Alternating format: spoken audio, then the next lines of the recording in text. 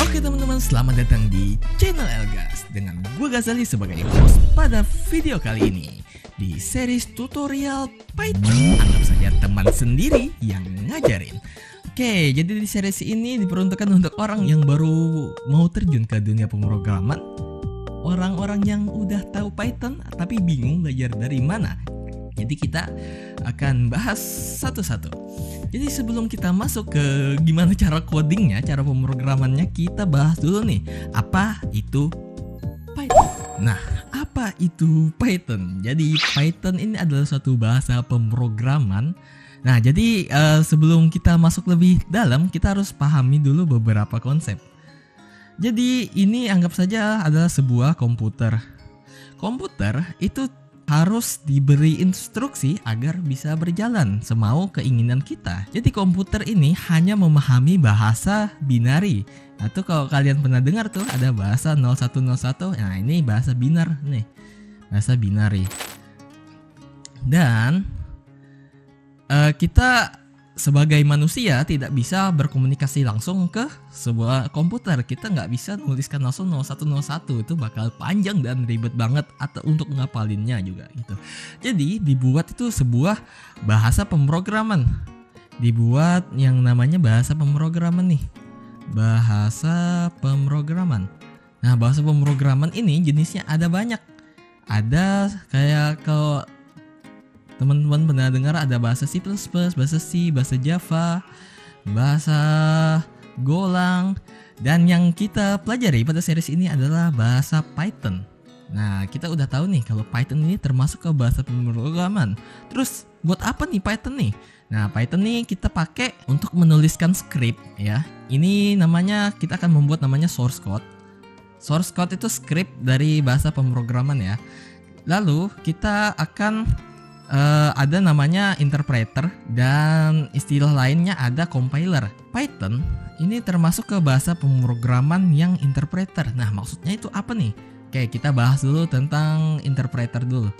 Jadi di sini source code, misalnya di sini ada pemrograman. Nah, ini salah satunya di Python namanya itu ada buat menampilkan hello world ya. Nah, hello world ini buat ngeprint teks. Contohnya aja seperti ini.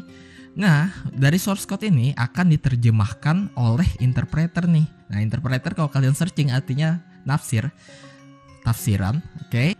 Nah, baru dia diterjemahkan kemana? Dia diterjemahkan ke bahasa komputer, ke bahasa 0101 ini. Jadi komputer bisa paham apa yang kita maksud. Nah, jadi kita memerlukan bahasa pemrograman untuk membuat komputer kita ini paham apa yang kita inginkan ya gitu ya. Nah, bedanya ini interpreter sama compiler hitungannya sama. Hanya saja kalau misalnya compiler ini dipakai kayak C++, C ya. Dia itu pakai sistemnya compiler. Itu yang dimana dia akan sebelum itu ini source code. Dia terdiri dari beberapa ini ya. Dari beberapa line, biasanya ada berbaris-baris seperti itu, kayak gini. Nah, kalau interpreter dia itu menerjemahkan tiap baris nih. Print hello world diterjemahkan, baru dijalanin komputer. Baris kedua dijalankan, baru dijalanin komputer. Diterjemahkan, baru dijalankan komputer. Nah, beda dengan compiler. Kalau compiler ini dia akan menjalankan sesuai semua baris akan dibuat, dikompil itu dikompilasi ya, digabungin, dijadiin satu gitu dan diterjemahkan langsung sekaligus semuanya kayak gitu. Dan nanti yang ini bakal compiler ini bakal menghasilkan executable file. Nah, ini kayak file-file exe ya, execute. Nah, ini kalau kalian pernah dengar tuh di Windows ada file exe. Nah, kalau di Mac OS pakai DMG atau di Windows juga ada MSI. Nah, ini adalah executable file ya. Ini dipakai untuk jadi dia akan dibuat sebuah file jadi file baru kita dijalankan oleh komputer. Intinya seperti itu. Jadi Python itu adalah bahasa yang digunakan untuk supaya komputer paham. Nah, intinya kayak gitu ya. Oke, kita lanjut nih. Kita udah tahu nih Python dan penggunaannya.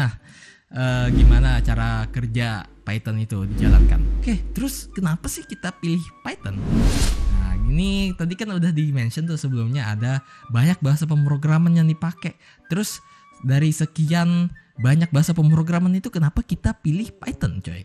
Nah, ini kan tadi ada mention Java nih. Java itu kalau kita mau bikin teks nih, kita mau bikin ngeprint hello world nampilin ke komputer, kita perlu mengetikkan kayak gini. Public class main. Nah, ini nama kelasnya, baru public static void main, baru system out print dan hello Java. Aduh, ini panjang banget ya. Ribet banget. Coba kita lihat yang C++. Nah, gini, dia perlu import include IO stream kayak gitu using namespace std dan lumayan ribet lah. Nah, sedangkan Python yang kita pelajari kali ini untuk menampilkan hello kayak gitu aja, kita cuma cukup menuliskan print hello Python. Hello ini yang di dalam sini itu yang ingin kita kerjakan nanti, yang akan kita tampilkan nantinya. Nah, gitu ya. Nah, jadi kalau dilihat dari tiga ini ya, Python itu yang paling simple ya. Jadi kita tinggal hafalin beberapa aja, misalnya buat nampilin, ya udah kita pakai print ya, ngeprint dia, ngeprint kata ini. Nah, terus kita lihat nih bukti nyata keunggulan Python ya, berdasarkan yang kita simpulkan tadi. Nah, dia tuh mudah dimengerti, coy. Jadi lihat nih, dia cuma kayak gini aja untuk ngeprint, mudah dimengerti, gratis, terus dinamik. Nah, dinamis nanti kalau kalian misalnya dari bahasa pemrograman lain kayak gitu, mungkin kenal dengan tipe data, array kayak gitu ya. Nanti kalau di Python dia bakal dinamis. Nanti kita akan bahas di video selanjutnya. Lalu dia multiplatformnya. Jadi Python ini bisa kalian coding di mana aja nih. Misalnya kalian lagi pakai Windows, kalian lagi pakai Linux, nah kalian bisa coding itu di sana, atau pakai macOS. Nah, kita bisa bikin Python ini kita bisa nuliskan Python di sana. Contohnya di sini. Bahkan kalau misalnya kalian nggak punya komputer atau PC kalian sekalipun, kita bisa ada compiler online buat Python. Namanya ada Programmist Python compiler. Kalian tinggal searching aja di Google. Nah, seperti ini tampilannya. Jadi kalau kita gini, hello Python. Nah, kurang lebih seperti ini, dia akan mengeluarkan output hello Python ya, kayak gitu ya. Oke, lanjut. Kita ini mudah dipelajari ya. Jadi Python itu mudah dipelajari karena bahasanya ini sendiri mirip-mirip bahasa Inggris aja, cuy. Lalu karena lagi hype, nah sekarang itu lagi marak-marak kayak AI ya, AI, GPT ya gitu.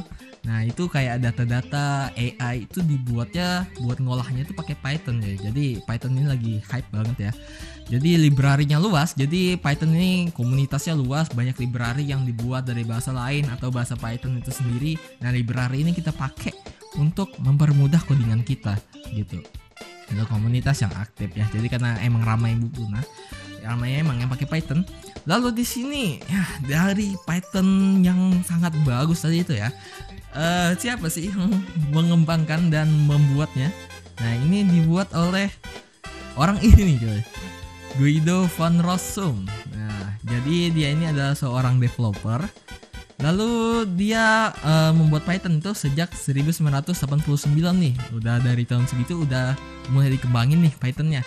Terus kalian pikir nih, Python, nama Python itu pasti kalian mikirnya itu dari nama ular ya.